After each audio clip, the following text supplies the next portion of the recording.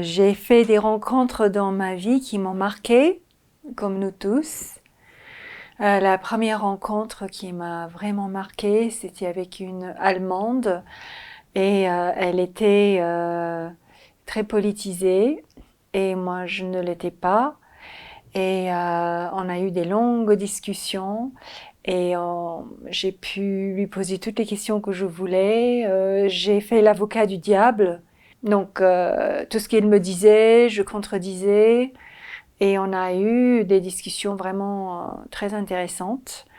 Et je pense qu'elle m'a marquée parce que après être passée par elle, après avoir été amie avec elle pendant quelques mois, je pense que vraiment j'ai beaucoup changé, j'ai vu le monde différemment.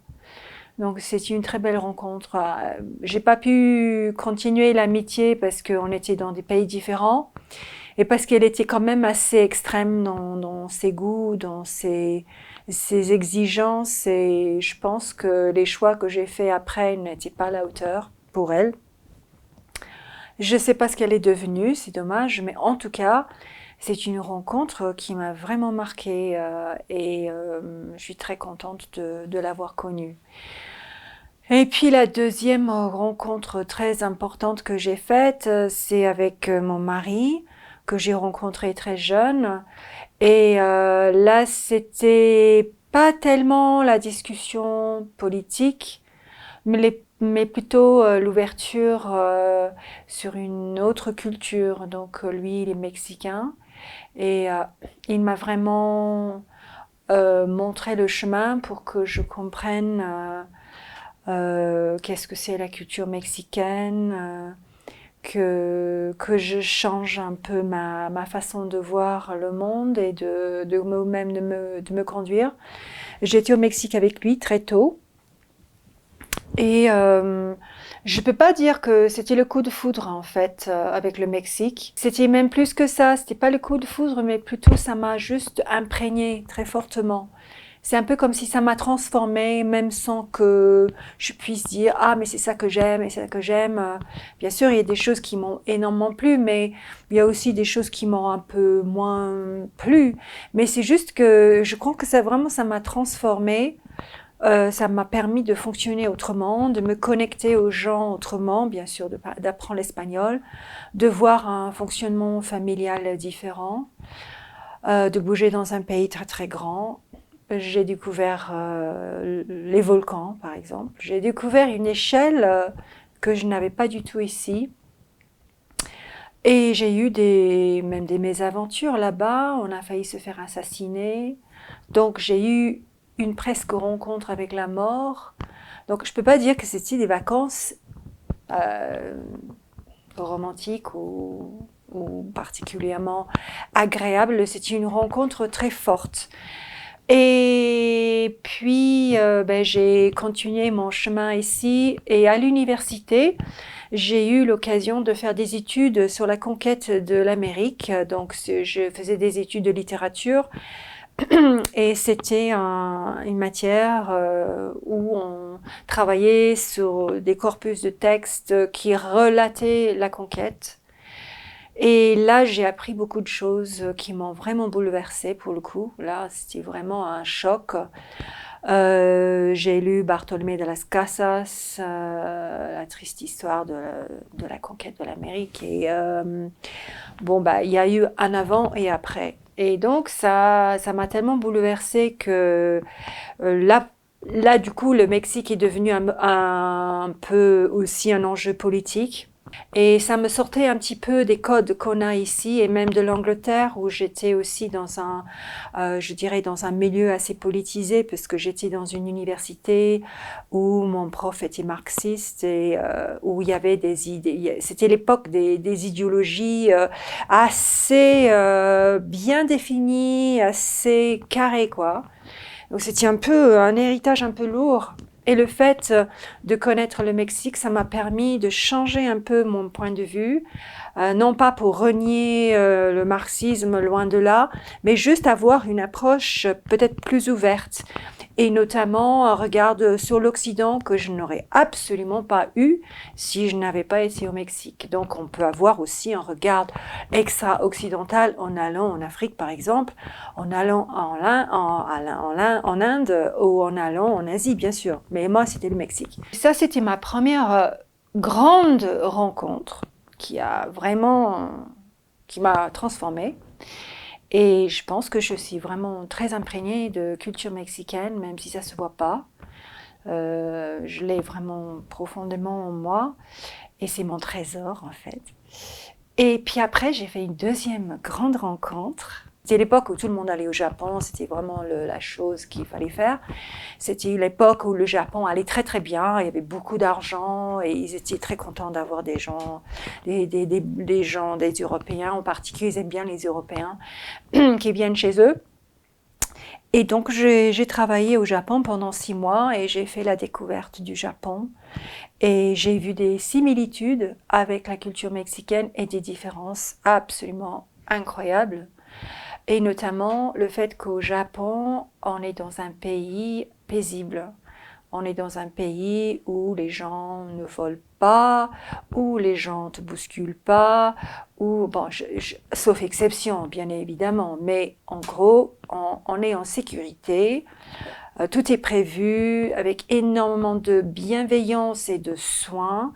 Il y a un respect absolument incroyable, non seulement pour les personnes, ce qui est déjà beaucoup, mais pour les enfants, enfin les enfants sont des personnes, mais pour les enfants, les animaux et les choses. Ça, c'est très joli. Les Japonais respectent les choses. Et les choses, c'est la nature aussi. Mais c'est aussi juste des choses, des objets, vraiment... un petit paquet de quelque chose. Par exemple, les yokai, c'est les petits monstres japonais. Donc moi, après, j'ai fait des études de japonais. Je connais assez bien la culture japonaise. Donc les yokai, c'est une pensée un petit peu magique, suivant laquelle on ne jette pas les objets. Et notamment les ustensiles domestiques, notamment de cuisine, la vaisselle. Ça, on ne le jette pas, on en prend soin et en fait, on n'a pas le droit de jeter. Donc, on le jette pas parce qu'il y a une âme dans chaque objet. Donc, on va garder ces objets-là. Évidemment, ça passe de génération en génération et vous imaginez bien que ça finit par être un peu usé au bout d'un moment. Donc, la pensée, c'était au bout de 100 ans, on a le droit de jeter les choses. Donc, cette vieille cuillère, tout abîmée, ces assiettes, tout ébréché, au bout d'un moment, on a quand même le droit de les jeter. On les jette, mais l'âme, l'esprit, on va dire plutôt l'esprit que l'âme, l'esprit de ces objets vont se venger de nous et ils vont venir la nuit sous forme d'assiettes qui marchent ou de cuillères qui marchent et ils vont nous embêter, ils vont nous enquiquiner, ils vont nous tirer les cheveux, nous pincer le nez et il y en a qui sont très très laids et qui vont vraiment nous embêter beaucoup et nous faire peur. Hein. L'idée c'est un peu naïf, c'est un peu comme nous au Moyen-Âge, on voit le diable et ben, ça faisait peur, nous ça nous fait un peu rire, mais eux ça leur faisait peur au Moyen-Âge ces images du diable. Et là, c'est des petits diables, donc c'est pas pour nous envoyer en enfer, c'est juste pour nous rappeler quand même un petit pincement que les objets aussi ont de la vie en fait. Moi, j'ai découvert ça au Japon.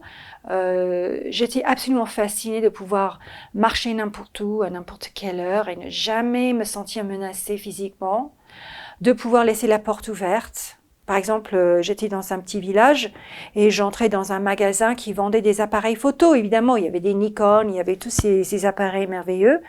Et la caisse était ouverte et l'argent était là et le vendeur ou la vendeuse n'était pas là. Donc, on rentre dans le petit magasin et tout est ouvert. Et je me disais, mais qu'est-ce qui se passe? C'est quoi ça? Et j'attendais, et puis finalement la personne vient. Je me disais, mais c'est pas possible chez nous. Là-bas, les gens ferment par les portes, il n'y a pas de serrure.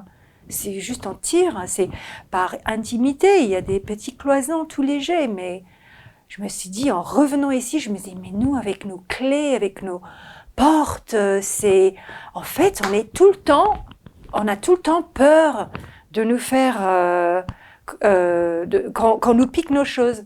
Dans le métro, on voyait, je me souviens tellement bien, dans le métro à Tokyo, une jeune fille qui était assise, et c'était la mode des jupes très courtes là-bas, et des chaussettes un peu longues, et des chaussettes mais très très courtes. En plus, ils ont moins d'interdits sexuels qu'ici. Et une fille toute mignonne, je sais pas, elle avait 17 ans, un truc comme ça, elle était là, et elle avait un panier sur ses genoux. Et dans le panier, il y avait un portefeuille. Et elle dormait. Bah, ça n'existe pas ici. La personne prend l'argent et part avec. Je me suis dit, mais qu'est-ce que c'est que ce pays? C'est incroyable. Donc ça m'a donné une référence et je me suis rendu compte, on vit dans une espèce de psychose de perdre nos affaires, quoi. En fait, on est hyper tendu, principalement par la peur de perdre notre carte, notre argent, je sais pas, que quelqu'un rentre chez nous.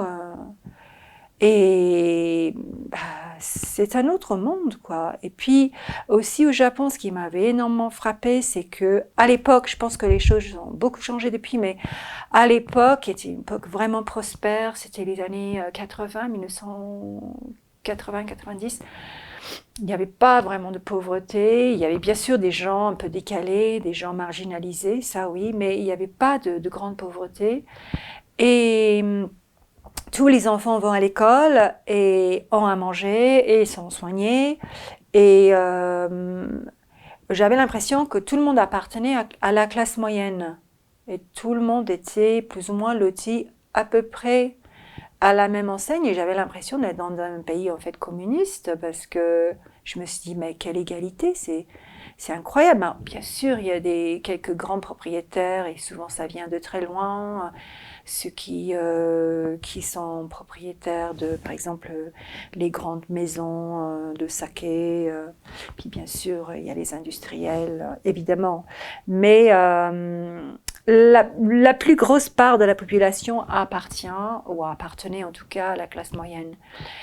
Et ça, franchement, ça marque, hein. Après, on revient ici. Et pourtant, la France est un pays qui a en tout cas des principes égalitaires et où les enfants vont à l'école et quand même, il y a une classe moyenne importante. Mais waouh, après le Japon, la France, allez, il y a quand même des choses pas très jolies à voir. Et donc, ça m'a donné une ouverture assez incroyable. Et je pense que si bien ça m'a demandé de l'effort et j'ai appris le japonais, j'ai beaucoup été là-bas, j'ai travaillé longtemps avec des Japonais. Et bien sûr, on est obligé quand même de faire des efforts. Et pareil avec le Mexique, mais je pense que ça permet d'avoir un recul et comprendre mieux le monde dans lequel nous vivons. Et on paye cher parce qu'on est on n'est pas tout à fait comme les autres, on a des repères différents, mais on paye cher d'un côté, mais de l'autre côté on gagne beaucoup et je pense qu'on gagne en recul, en compréhension et je pense qu'on est moins susceptible d'être c'est pas exactement déprimé, mais de perdre un peu le sens de la vie, quoi. On a des repères qui nous donnent beaucoup de stabilité, qui nous permettent de supporter plus de choses peut-être, de plus costaud en fait. Donc ça vaut la peine, hein. Ça vaut la peine, mais bon, c'est un chemin long, ça prend du temps, ça prend beaucoup de temps de connaître une autre culture, même de s'installer ailleurs, ça prend beaucoup de temps, hein. C'est beaucoup d'efforts. C'est pas du tout facile. Mais après, on est plus costaud. Parce que comme je disais, la vie est longue, il faut bien la remplir. Donc voilà, je la remplis comme ça.